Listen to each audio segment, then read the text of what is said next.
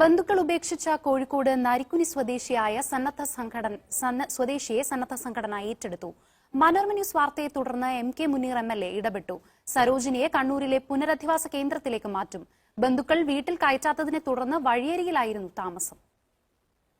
2 ദിവസം മുൻപാണ് മനോരമ സംഘം കോഴിക്കോട് നരിക്കുനിയിൽ സരോജിനി എന്ന് പറയുന്ന ഒരു 60 വയസ്സുകാരി കാണുന്നത്. കാണുമ്പോൾ ആ അമ്മ റോഡരികിൽ താമസിക്കുന്ന നിലയിലായിരുന്നു. അവർക്ക് പോകാൻ വീടുണ്ടായിരുന്നില്ല. അവരെ വീട്ടിൽ നിന്ന് സഹോദരനെ ഇറക്കി വിട്ടതായിരുന്നു. എന്തായാലും മനോരമ ന്യൂസിന്റെ വാർത്ത കണ്ടിട്ട് എം.കെ. മുനീർ എം.എൽ.എ. അടക്കം ഇടപെട്ടു.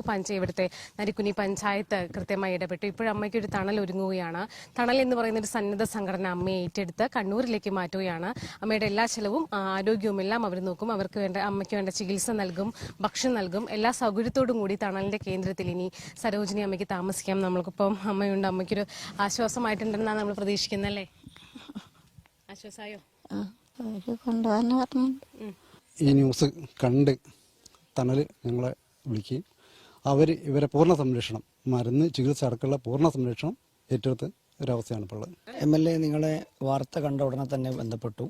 അതുപോലെ തന്നെ വാർഡ് മെമ്പർ ഈ വിഷയം ഉണ്ടായ സമയത്ത് മുതൽ ഈ സമയം വരെ ഇതിന്റെ പിറകിലുണ്ട്. എന്തായാലും മനോരമ ന്യൂസിനെ സംബന്ധിച്ചിടത്തോളം വളരെ സന്തോഷമുള്ള, വളരെ സംതൃപ്തിയുള്ള ഒരു ദിവസമാണ്. നമ്മുടെ ഒരു വാർത്തയെ തുടർന്ന് ഒരു അമ്മയ്ക്ക് ഒരു ആശ്രയമാവുകയാണ്. കോഴിക്കോട് നരിക്കുനിയിൽ നിന്ന് രാജേഷിനൊപ്പം ശ്രുതി എസ്, മനോരമ ന്യൂസ്.